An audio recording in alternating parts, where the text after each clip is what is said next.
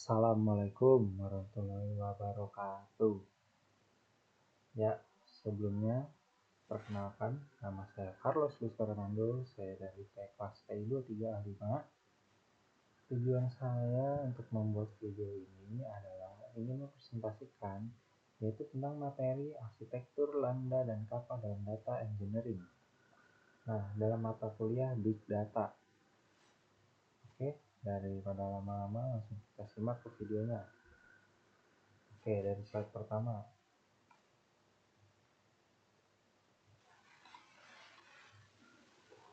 Nah, di slide pertama ini, apa yang dimaksud dengan analisis data? Mengapa analisis data itu penting?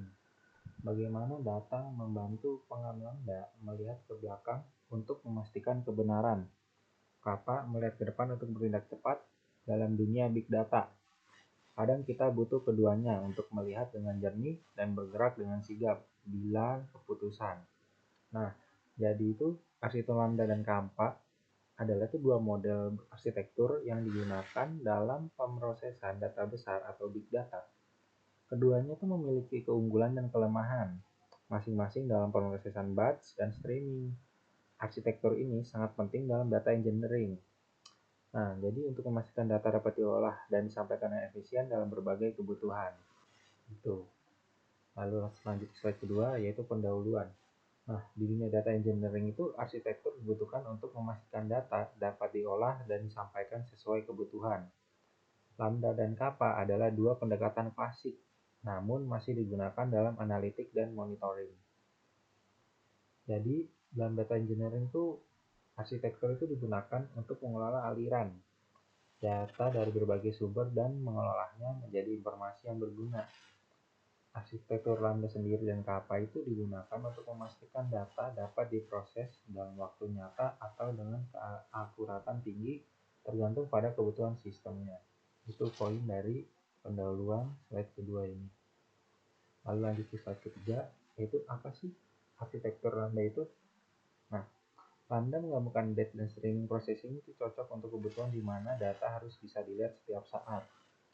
Walau pemrosesan batch belum selesai, contoh SMO, nah ingin melihat performa iklan jam 10 pagi tapi batch jalan jam 12 malam. Nah, jadi poin di sini tuh arsitektur lambda itu adalah dari batch processing dan streamer processing. Itu mengatasi kebutuhan untuk memproses data secara real time atau streaming. Nah, sambil tetap menjaga akurasinya tuh data yang diperoleh dari kita itu melalui batch yang lebih lambat. Contohnya, seorang chief marketing officer atau CMO ingin melihat performa iklan pada jam 10 pagi. Namun, perolehan batch-nya itu dilakukan pada jam 12 malam. Jadi dalam lambda, streaming memberikan data sementara hingga database yang lebih akurat tersedia. Nah, itu yang disebut arsitektur lambda. Lanjut ke slide yang keempat, yaitu mengatasi trade-off di lambda. Nah, streaming cepat tapi kurang akurat. Lalu kalau batch akurat tapi lambat. Solusinya itu kombinasikan keduanya. Nah, data streaming disimpan dulu, lalu akan ditimpa oleh data batch yang lebih akurat setelah tersedia. Oke, jadi poinnya itu yang penting, trade-off dalam lambda, yaitu streaming, memiliki keunggulan untuk kecepatan. Namun, kurang akurat karena data diambil secepat mungkin. Sedangkan batch processing lebih akurat karena data diproses lebih detail namun lebih lambat. Jadi solusinya menurut lambda itu kombinasi keduanya itu data streaming disimpan sementara. Nah, kemudian batch akan menimpa data streaming tersebut dengan data yang lebih akurat. Nah, lanjut ke slide yang selanjutnya, yaitu 3 layer utama lambda arsitektur. Yang pertama ada speed layer. Speed layer itu menarik data real time tapi latensinya rendah. Nah, yang kedua batch layer menyimpan data historis tapi akurat lambat. Lalu serving layer gabungan keduanya yaitu database menyimpan data speed secara periodik. Nah, lalu selanjutnya itu ilustrasi alur lambda. Oke, di sini yang pertama itu ada speed layer menuju ke serving layer. Yang kedua, batch layer menuju serving layer. Nah, jadi serving layer itu menyajikan data gabungan yang real time dan akurat secara periodik. Nah, jadi penjelasan yang pentingnya itu poinnya, alur lambda itu menggambarkan bagaimana data mengalir melalui speed layer dan batch layer. Nah, data dari speed layer atau real time akan diolah dan disajikan ke serving layer. Sedangkan data batch layer akan menggantikan data speed layer setelah diproses. Nah, hal ini tuh memastikan juga bahwa data real time tetap tersedia, namun dengan akuransi yang lebih tinggi setelah data batch diproses. Oke, slide selanjutnya. Apa itu arsitektur Kappa? Nah, di sini Kappa dan Lambda itu tidak memakai batch layer. Semua pemrosesan itu dilakukan secara real time.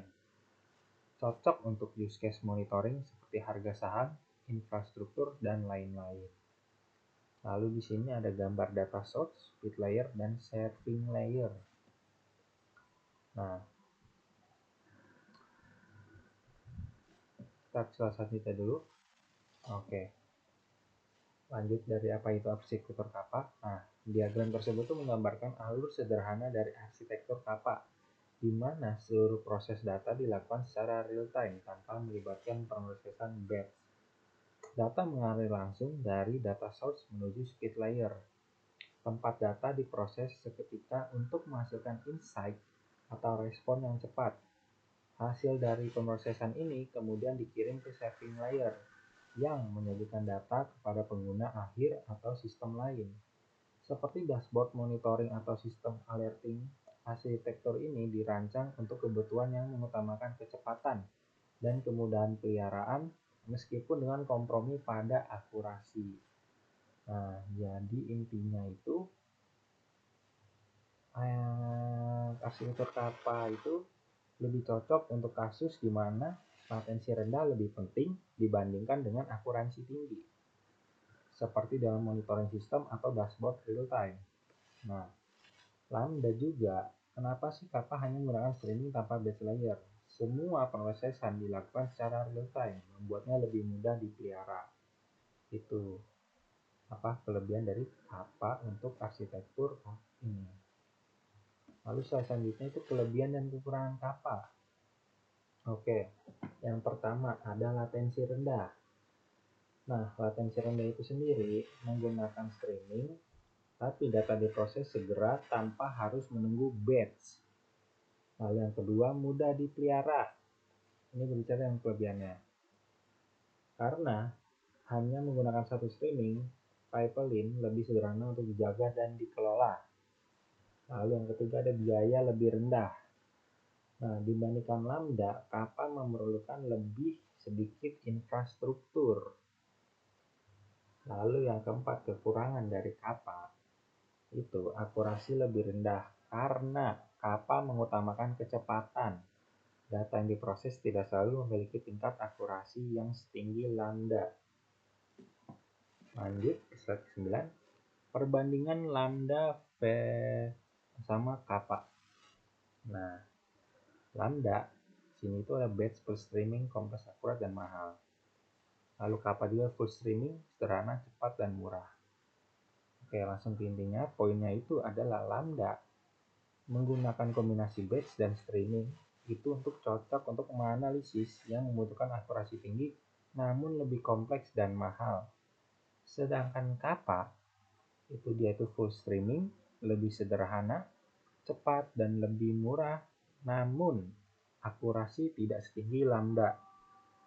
Nah, jadi kesimpulannya kedua ini tuh menganalisis data yang memerlukan ketelitian dan gunakan Kappa untuk monitoring real time yang memerlukan kecepatan lebih tinggi daripada akurasi.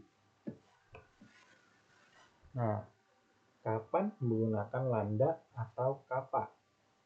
Oke, yang pertama, Anda memerlukan akurasi tinggi dalam pemrosesan data yang harus akurat. Yang kedua, gunakan Lambda saat data digunakan untuk keputusan bisnis atau analisis mendalam. Sedangkan Kappa gunakan ketika Anda membutuhkan perlu memprosesan cepat. Lalu yang kedua, akurasinya tidak perlu penting, seperti dalam kasus monitoring atau pengelolaan data real time. Nah, ini perbedaan arsitektur Lambda. Sini ada tabel.